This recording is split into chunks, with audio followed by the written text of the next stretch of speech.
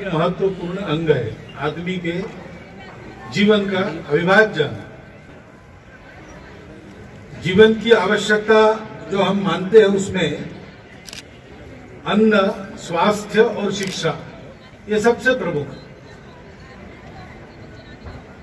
और इसलिए विद्यालय शिक्षा का केंद्र समाज में प्रारंभ करना ये सदा सर्वदा सर्वत्र की आवश्यकता है और उसको पूर्ण करना एक अत्यंत समाजोपयोगी यानी धर्म का काम है।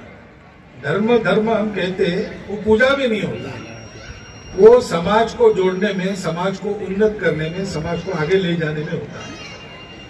और शिक्षा इस कार्य के लिए आवश्यक संस्कार प्रदान करती है।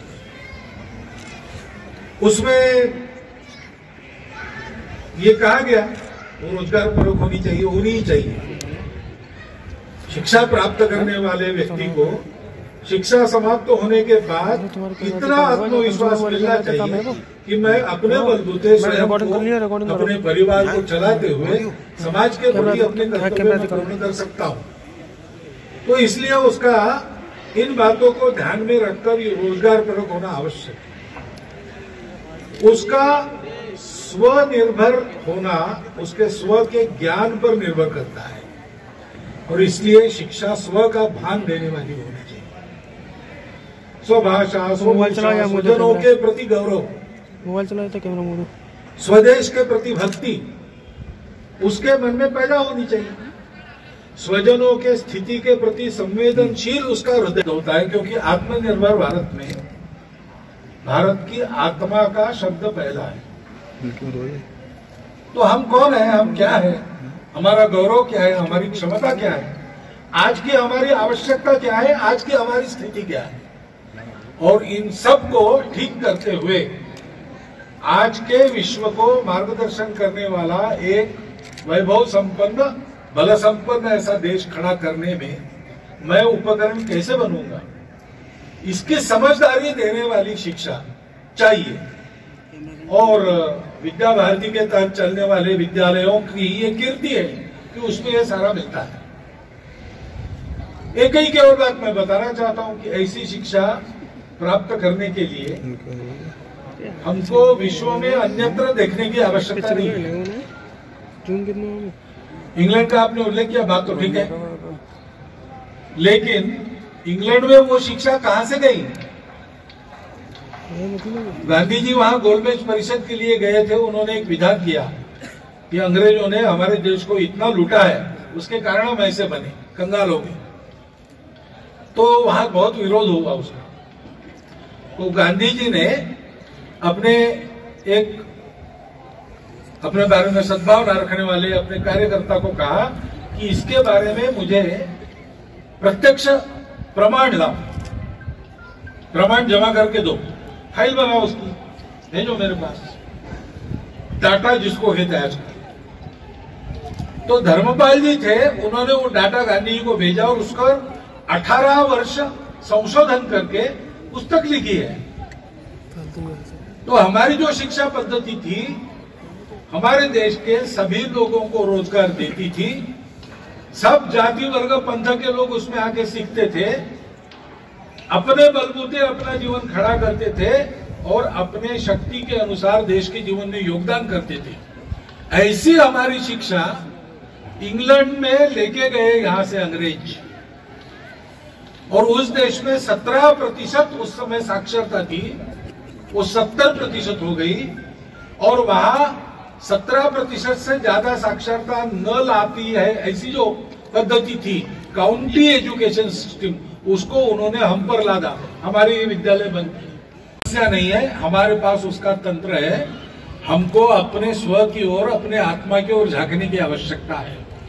अर्थात समय प्रगत हो गया, विज्ञान प्रगत हो गया, तो देश विदेश से जो भी अच्छा और सहायक मिलेगा उसको हम जरूर लेंगे, लेकिन उनकी बातों का अनुकरण करना, तंत्र का सही कॉपी करना, इसकी आवश्यकता नहीं है।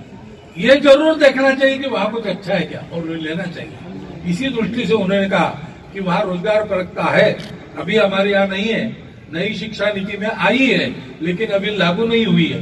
मुझे लगता है इस विद्यालय में सर्वप्रथम लागू होगी और होनी चाहिए। लेकिन सबसे अधिक एक ध्यान देने लायक बात आज ही आपके सामने हुआ दिनेश जी ने, कि मेरी माता ने ये बताया, मेरी माता जी का ही संस्कार है। देखिए, शिक्षा शुरू होती है और शिक्षा के कारण मनुष्य की स्वभाव प्रवृत्ति बनती है, वो माता के देखरेख में बनती है। माता उसका पहला शिक्षक होती है। माता ने दिए हुए संस्कार जीवन भर काम करते,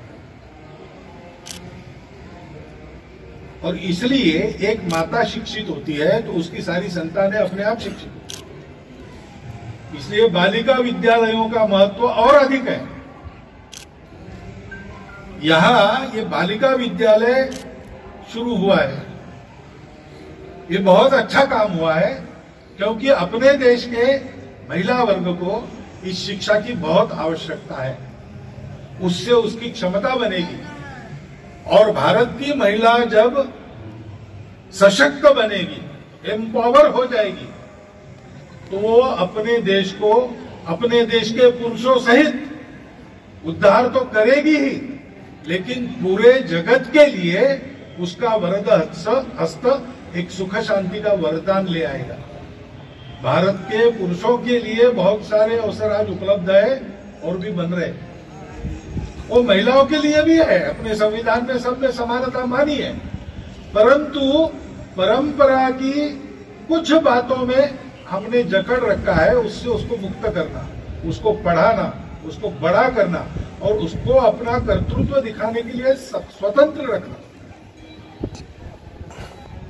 स्वभाव से महिला वात्सल्य देने वाली है, इसलिए कभी भी परिवार की उपेक्षा करके भारत की महिला समाज का काम नहीं करती। वो समाज का काम करती है, हमसे पुरुषों से ज्यादा अच्छा करती है, लेकिन अपने परिवार को भी उसी तरह संभालती है। और इसलिए निशंक मन से बालिकाओं को शिक्षा देना, बालिकाओं को बड़ा करना, उनको भी प्रबोधित करना, सक्षम बनाना और फिर उनके इच्छानुसार अपने कर्तृत्व को दिखाने का अवसर उनको देना, ये हम सबका कर्तव्य बनता है। मैं समझता हूं कि इस विद्यालय के प्रारंभ और इस विद्यालय के प्रारंभ में दिनेश जी ने जो बात यहाँ पे की, उससे हमको यह संदेश मिला है। इन सब बातों को ध्यान में रखकर इस विद्यालय का यशस्वी निर्वहन होगा और इस विद्यालय के कारण समाज जीवन में आसपास परिवर्तन के नए आसार नजर आएंगे। ये आशा, विश्वास और आप सबके लिए शुभकामना व्यक्त करता हुआ मैं मेरे 4 शब्द समाप्त